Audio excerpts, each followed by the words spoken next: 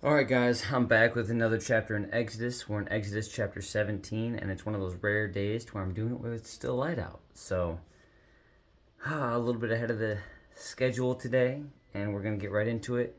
We're in Exodus chapter 17, where the header reads, Water from the Rock. And I'll jump right in. At the Lord's command, the whole community of Israel left the wilderness of Sin and moved from place to place. Eventually, they camped at Rephidim. But there was no water there for the people to drink. So once more the people complained against Moses. Give us water to drink, they demanded. Quiet, Moses replied. Why are you complaining against me? And why are you testing the Lord? But tormented by thirst, they continued to argue with Moses. Why did you bring us out of Egypt? Are you trying to kill us, our children, and our livestock with thirst? Then Moses cried out to the Lord, What should I do with these people? They are ready to stone me. The Lord said to Moses, Walk out in front of the people. Take your staff, the one you used when you struck the water of the Nile, and call some of the elders of Israel to join you. I will stand before you on the rock at Mount Sinai. Strike the rock, and water will come gushing out. Then the people will be able to drink. So Moses struck the rock, as he was told, and water gushed out as the elders looked on. Moses named the place Massah, which means test, and Meribah, which means arguing, because the people of Israel argued with Moses and tested the Lord by saying, Is the Lord here with us or not? While the people of Israel were still at Rephidim, the warriors of Amalek attacked them. Moses commanded Joshua, Choose some men to go out and fight the army of Amalek for us. Tomorrow I will stand at the top of the hill, holding the staff of God in my hand. So Joshua did what Moses had commanded, and fought the army of Amalek.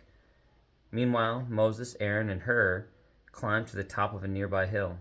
As long as Moses held up the staff in his hand, the Israelites had the advantage. But whenever he dropped his hand, the Amalekites gained the advantage.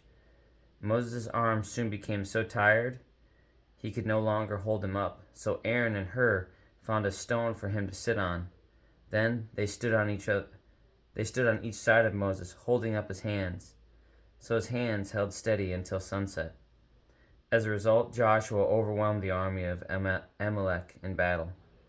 After the victory, the Lord instructed Moses, Write this down on a scroll as a permanent reminder, and read it aloud to Joshua. I will erase the memory of Amalek from under heaven.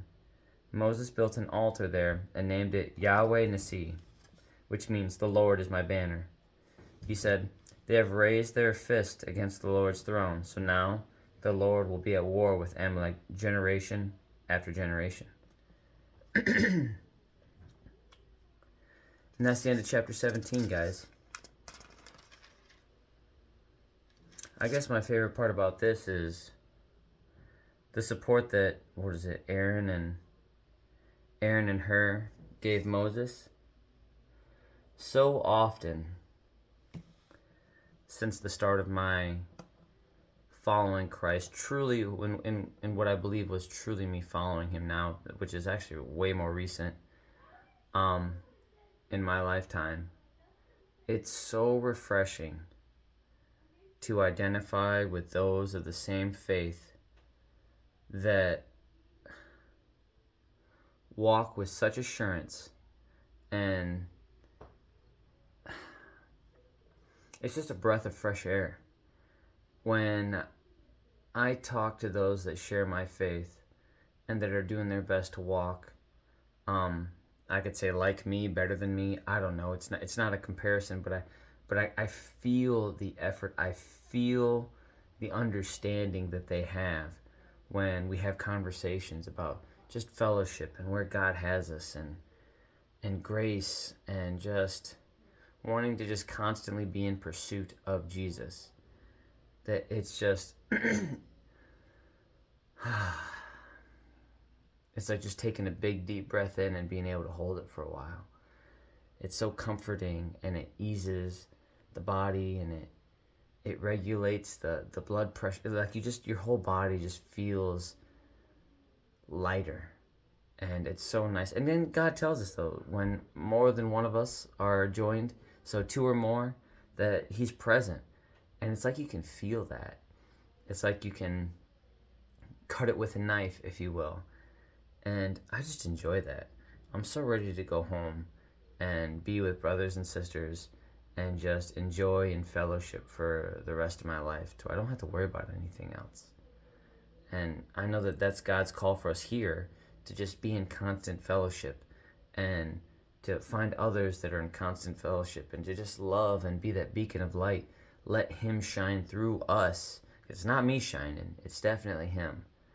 And just allowing that to happen. Just the ways of the world today, they just have a way of just wearing on you. Even when you're in constant pursuit of Jesus, that, you know, you're regularly reminded that you are here on earth. And I know that I am in the world, but I don't want to be of the world. And that's what the Israelites are going through right now. Say, we are in the world. Some of them are being of the world right now. The constant grumbling and whining and say, are you here to kill us? Like, what's going on here? And this is right after some of the most miraculous things that have happened in the Bible. And they're still willing to just constantly test God after He feeds them from the sky and, you know, heals their sicknesses and saves them from the Egyptians and, you know, torments their enemies and all these things, and they're still just so discontent, so filled with discontent. And I don't get it. I don't get it. I mean, again, that's too strong. I do get it. I think that's my frustration. I don't understand why we're like that. I don't understand why I can see the blessings that He has for me all around, and I'm still like, oh, it's not enough. I need more. I need more. And I don't. And I hate that pull. I hate that pull at my heart because I feel it. It makes me feel heavy. And I hate it. But I'm going to keep pursuing Him. And He's going to keep picking up my load and helping me carry it. Not even help me carry it, just carry it for me. And carry me with Him along the way. I can't thank Him enough for it. But on that note, have a good night. God bless. I love you. Jesus loves you.